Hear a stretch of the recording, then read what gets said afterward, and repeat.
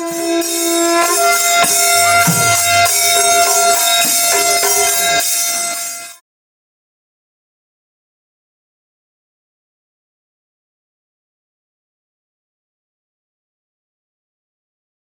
adu ing kumja lising ani gi November gi tang ani sagol sen numit ni.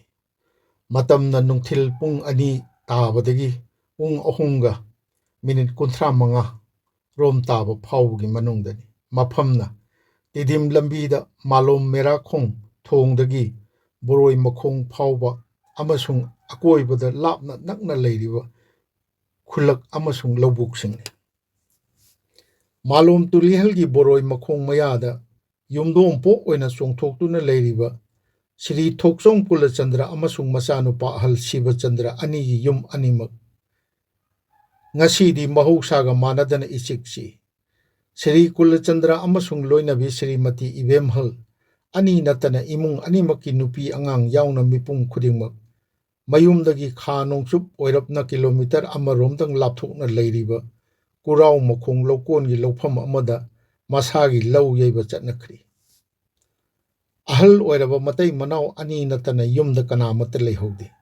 maduda amukkasu Shri Kulachandra di mathangi numitta masa singna yeirugadaba lawphamda sijinnagada bora sing thorang lunaba makhoina hanna leiramba tulihal khulaki masa manau singi ingkhon nungda chatkiduna yum sangbi oina Srimati Imphal mathanta amuk ngaihori pumchik chikpagumi akoibagi lokol singda yeinariba phawyei chairong singi dup da haiba makhol singna achikpabu kaihanba arangba oiri ngaihaktangi mamang phawbadi Bishnupurda leiba CI College gi satra singna tidim lambi thingbagi khongjang ayuktagi haujakhiragasu marakta chenba gari macha achauba singna mahousagum irang langlambani madusu nungthilgi pung aniromdagidi satra singi khongjang dubu sogatpa kangbu kharana ulaugi jagada akanba athingba thamlakhre haibadagi lanai gari passenger yauna passenger chenba gari yauna pumnamak khulakki Singphu lambiromda koithoknaduna malom nambol amadi atai maphamsing yaunakhrabadina langnakhidre nungthilgi pung ani makhairom tare Shri Kulachandra gi machanupa ahal Shiva Chandra du lok laihau kanna hogatle haiduna mathanta lokaraktuna mayumda mathanta leiramlibi mamabu khulakta chatuna dukandagi aphangba guli khara leibirunaba chatlankhraga mayungi phamungda changduna Phaijup chingkhatuna hipthare tanja aduda ngasai makai masagi ngayok pukhri oiriba lairauda tauba yaba mathau tauramba ngayok mapu laisram khoibasu khulakta leiba makhoyi ngayok pukhri romda amuk changkhri aduga Shiva Chandra hoigi ingkhol maning lambi gina wangmada leiriba bus ngaifamdana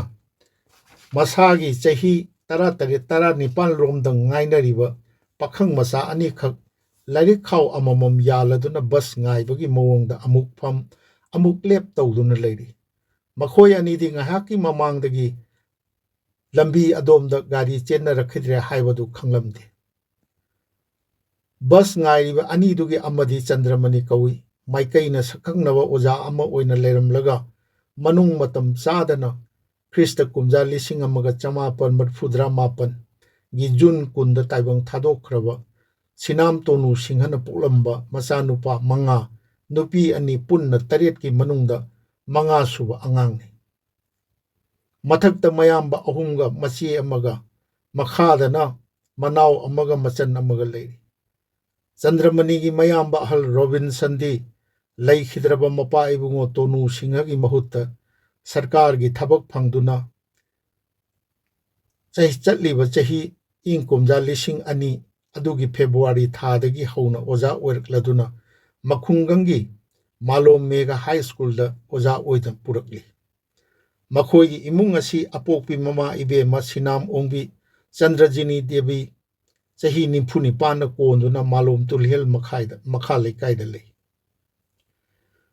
nongdambagi thausilda mapuroibana macha singa madom mapun sigi lamakhangda hundok piramlabasu Srimati Chandrajini gi mafamda asa mangkhidri machanupa ahal Robinson na sarkar gi tolop chaduna leikhidraba mapuroibagi mahut sinna ꯃꯅꯥꯎ ꯃꯆꯟꯁꯤꯡꯕꯨ ꯂꯨꯅ ꯆꯥꯟꯅ ꯌꯦꯡꯁꯤꯟꯕꯤꯔꯤ꯫ ꯑꯃꯔꯣꯝꯗ ꯃꯦꯀꯣꯂꯥ ꯒꯣꯂꯥꯞ higher secondary ꯁ꯭ꯀꯨꯜꯗ 11 science class ꯇꯝꯂꯤꯕ ꯃꯆꯥꯅꯨꯄꯥ ꯆꯟꯗ꯭ꯔꯃꯅꯤꯗꯁꯨ ꯇꯨꯡꯒꯤ ꯑꯆꯧꯕ ꯑꯁꯥ ꯀꯌꯥ ꯊꯣꯏꯗꯣꯛꯅ ꯊꯝꯖꯔꯤꯕꯅꯤ꯫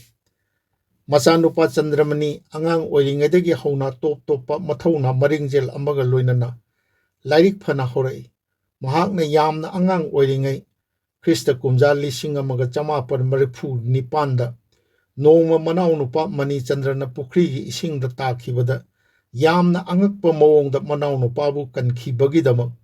ꯈ꯭ꯔꯤꯁꯇ ꯀꯨꯝꯖꯥ 1938ꯒꯤ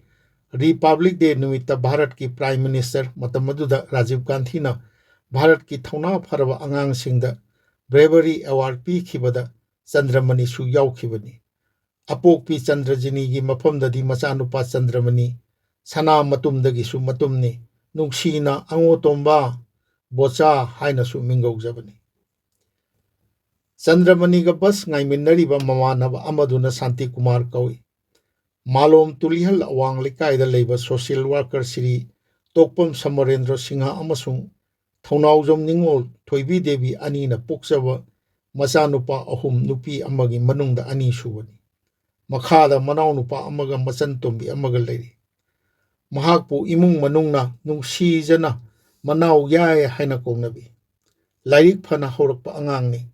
ꯇꯨꯡꯒꯤ ꯑꯁꯥ ꯀꯌꯥꯒ ꯂꯣꯏꯅꯅ ꯖꯣꯅꯣꯁꯇꯣꯟ ꯍꯥꯌꯔ ꯁꯦꯀꯦꯟꯗꯔꯤ ꯁ꯭ꯀꯨꯜꯗ 11 ꯀ꯭ꯂꯥꯁ ꯁꯥꯏꯟꯁ ꯇꯝꯂꯤꯕꯅꯤ꯫ ꯆꯟꯗ꯭ꯔꯃꯅꯤꯒ ꯁꯥꯟꯇꯤꯀꯨꯃꯥꯔꯒꯅ ꯕꯁ ꯉꯥꯏꯔꯤꯕꯁꯤ ꯁꯒꯣꯜꯕꯟ ꯃꯣꯏꯔꯥꯡ ꯂꯩꯔꯛꯇ ꯂꯩꯕ ꯗꯦꯕꯤꯗ ꯀꯧꯕ ꯑꯣꯖꯥ ꯑꯃꯒꯤ ꯃꯌꯨꯝꯗ ꯆꯠꯇꯨꯅ ꯐꯤꯖꯤꯛꯁꯀꯤ ꯍꯤꯔꯝꯗ ꯂꯅꯥꯏ ꯇ꯭ꯌꯨꯁꯟ ꯇꯧꯔꯨꯅꯕꯒꯤꯗꯃꯛꯇꯅꯤ꯫ ꯃꯦꯀꯣꯂꯥ ꯒꯣꯂꯥꯞ ꯍꯥꯌꯔ ꯁꯦꯀꯦꯟꯗꯔꯤ ꯁ꯭ꯀꯨꯜꯗ ꯃꯇꯝ ꯑꯗꯨꯃꯛꯇꯗ ꯐꯤꯖꯤꯛꯁꯀꯤ ꯂꯦꯛꯆꯔꯔ ꯑꯣꯏꯔꯤꯕ ꯑꯣꯖꯥ ꯑꯁꯤꯒꯤ ꯌꯨꯝꯗ ꯆꯠꯇꯨꯅ ꯅꯨꯡꯊꯤꯜꯒꯤ ꯄꯨꯡ 4ꯗꯒꯤ ꯇ꯭ꯌꯨꯁꯟ ꯂꯧꯔꯨꯕꯁꯤ ꯆꯟꯗ꯭ꯔꯃꯅꯤꯒꯤ ꯑꯣꯏꯅꯗꯤ ꯈꯔ ꯀꯨꯏꯔꯛꯈ꯭ꯔꯦ꯫ ꯁꯥꯟꯇꯤꯀꯨꯃꯥꯔꯒꯤꯗꯤ ꯆꯟꯗ꯭ꯔꯃꯅꯤꯒ ꯆꯠꯃꯤꯟꯅꯔꯛꯄ ꯅꯨꯃꯤꯠ 15ꯅꯤꯔꯣꯝꯇꯃꯛ ꯃꯉꯥꯏꯔꯤ꯫ ꯅꯨꯡꯊꯤꯜꯒꯤ ꯄꯨꯡ 3 ꯇꯥꯁꯤꯜꯂꯛꯀꯗꯧꯔꯦ꯫ ꯕꯁ ꯉꯥꯏꯐꯝ ꯄꯔꯤꯡ ꯃꯣꯔꯤꯈꯣꯡ ꯋꯥꯡꯃꯗ ꯂꯩꯔꯤꯕ ꯐꯨꯔꯥꯃꯈꯣꯡ ꯃꯌꯥꯗ ꯃꯈꯣꯏ ꯅꯨꯄꯥ 6 ꯂꯥꯛꯇꯨꯅ ꯂꯩꯔꯦ꯫ ꯁꯥꯏꯀꯜ 4ꯗ 2 ꯇꯣꯡꯕ ꯌꯥꯎ ꯇꯧꯗꯨꯅ ꯅꯤꯊꯣꯏ ꯁꯂꯝ ꯂꯝꯕꯤꯗ ꯅꯣꯡꯆꯨꯞꯂꯣꯝꯗꯒꯤ ꯊꯣꯔꯛꯃꯤꯟꯅꯕꯅꯤ꯫ ꯃꯈꯣꯏ ꯃꯥꯂꯣꯝ ꯕꯖꯥꯔꯗ ꯂꯩꯕ ꯁ꯭ꯔꯤ ꯆꯕꯨꯡꯕꯝ ꯕꯤꯔꯦꯟ ꯁꯤꯡꯍꯒꯤ ꯕꯝꯗꯤꯌꯥꯔ ꯃꯃꯥꯡ ꯕꯣꯔꯣꯏꯃꯈꯣꯡ ꯂꯧꯀꯣꯟꯗ ꯂꯩꯕ ꯂꯧ ꯃꯔꯥꯛ ꯑꯃ ꯈꯥꯎꯕ ꯇꯨꯞꯂꯝꯂꯒ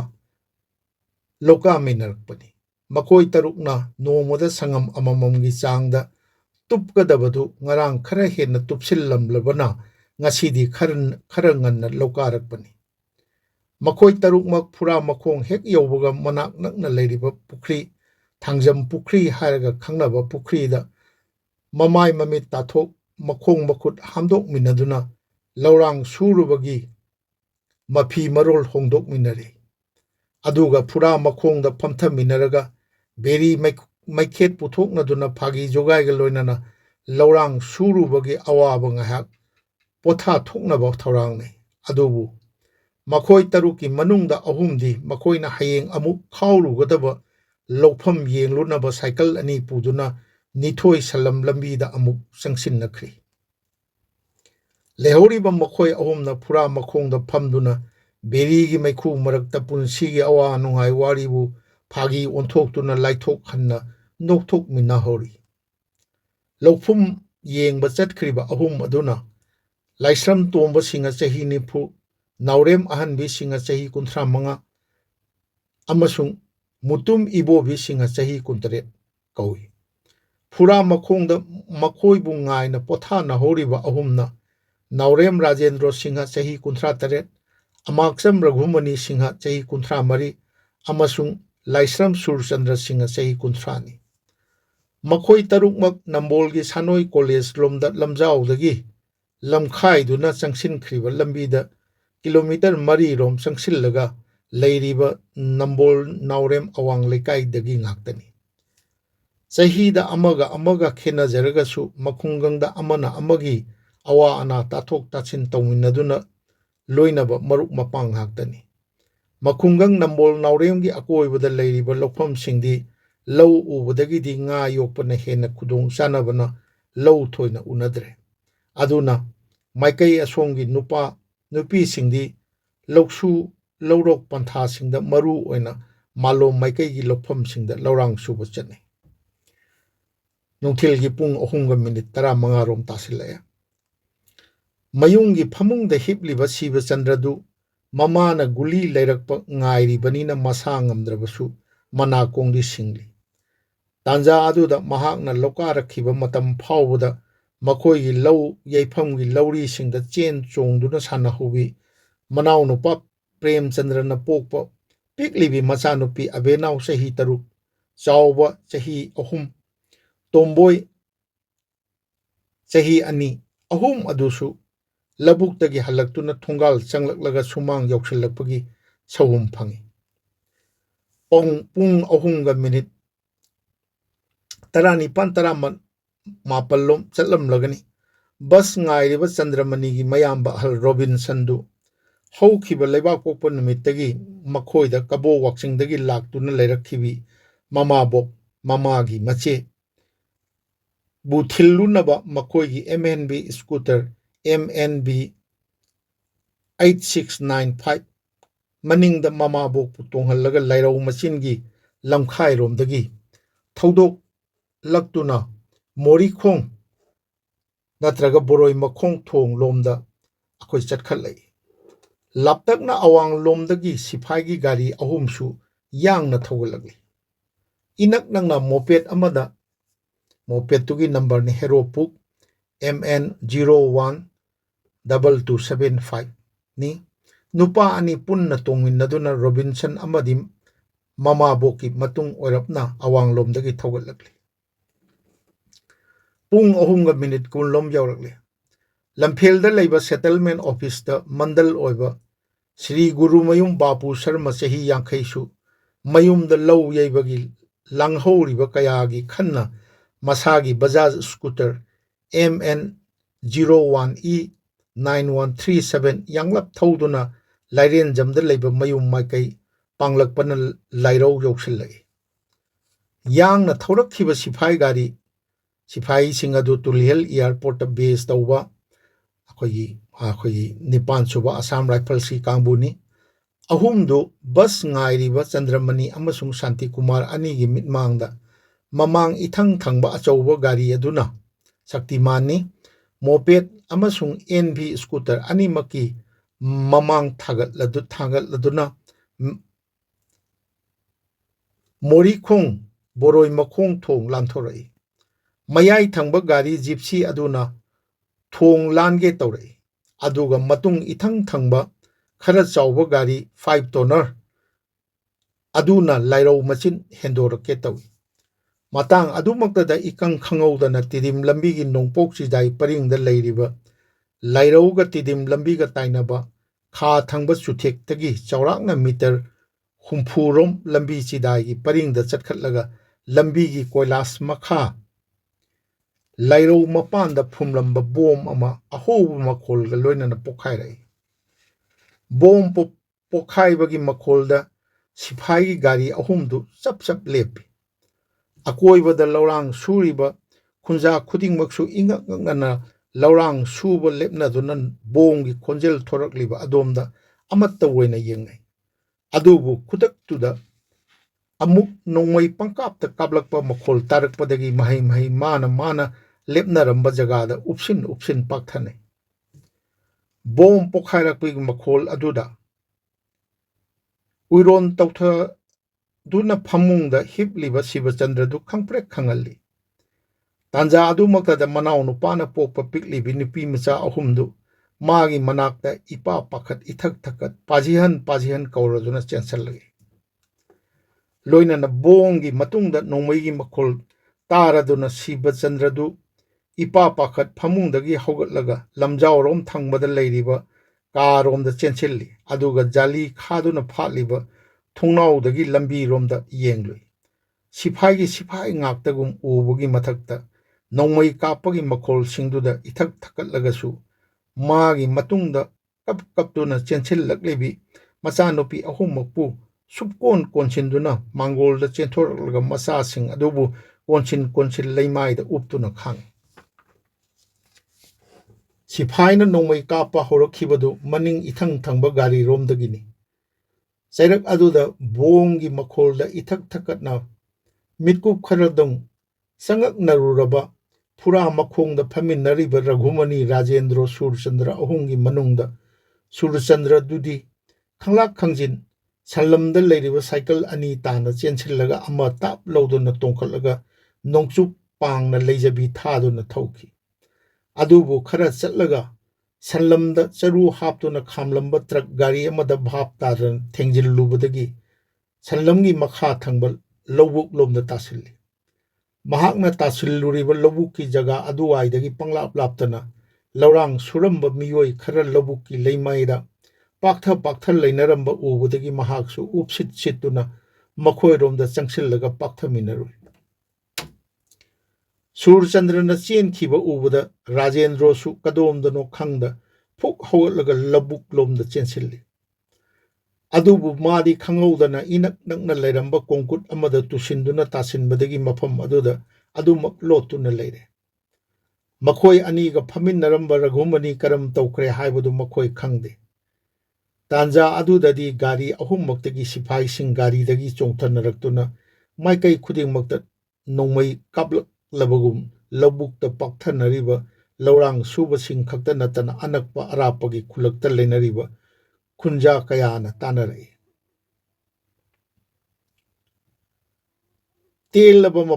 मतम खरतगी वानी अदुबु मिहुल थाउन चेनखतना लौरांग सुफमदा पाक्थनरिबा सिंगदुनदी नोंमै कापलिबदु पुंजा कया सांगलबोय निंगनकी चरक अदुदा इखंग खंगौदना ममांग मक्तदा बोम पोखाइबा अमसुंग नोंमै कापगी मवोंग दुदा मसाना थौरकपा स्कूटर खंखाम खामलगा संगकना तौफम खंगदा लाइरौ मपानदा लेपलिबा लाइरेंज मयाई लेकाइदगी श्री गुरु मयुम बापू शर्मा रोमदा सिपाही खरा चेंसिललगा माबु कोसिल्ली अदुगा महाकपु नोंमै कापलिबा सिपाही सिंगना लेरिबा मफम मोरीखोंग बोरोइमखोंग थोंगदगिना लाइरौ मचिन फावबदा गी अदोमदा तपना चंगसिलहनखी सिपाहीना नोंमै कापलिबा जगह अदुदगी पंगलाप लापतना लेइबा कुराउ मखोंग लोकोंदा लौ येरिबा कांगबुसिंगी मरक्ता अमा ओइरिबा श्री कुलचंद्रगी मचा ममौ मसुसिंगी मरक्ता यावरिबी ममौ नुपी तंपाक देवीदी लौबुक्तगी येंगबदा मयुम मनाक्तगी खजिक्तंग चथोकपा मानबा जगहदा बोम पोखाई खिबगी मखोल ताबदुदा ngaihak khaki mamangda mayum halan khrabi piklibi macha nupi ahumgidamak pakhat khrabani nongmai kapa horokpa adudadi madu mayungi manak maktadani khangladuna mahaksu mayamgi matung ina pakthabadi yawi haibabu macha singidamakta hik kablakhi ataisu ipa pakat nei mayumda leiri khanariba mama mapagidamak mayambaga singidamak manau singidamak macha singidamak masu singidamak Pung ahunga minute kunthra mangarom hairaklaba matamni kaplamba nongmaigi makhol lepnabagum tawrakpadagi mayungi mangolda piklibi angang ahung konduna pakthariba siba chandradu mangak thangalei tanja aduda thongal lomdagi khangowdana siphai mayam chensillaktuna kharana yum animaki manungda chensin nakhraga khara amana mangonda hanglei sida thokliba thodoksin hak khangbra kumi khangde मधु हेक खुम्बगा सिपाही अमना शिव चंद्र की मकोकता नोंमै मखोकना सुथरई मनाक्ता लेरिबा अंगांग अहुममक्तु इथक थकटना लेपलंबदगी कोखटनरई अंगांग अहुमदुगी मनुंगदा ख्वाइदगी इतोन तोनबी तोंबोइदी अखोइगी थौदोक्तु थोखिबा हेक मतुंगदगिदी सिपाही IC उबो यादबा हेक उबदा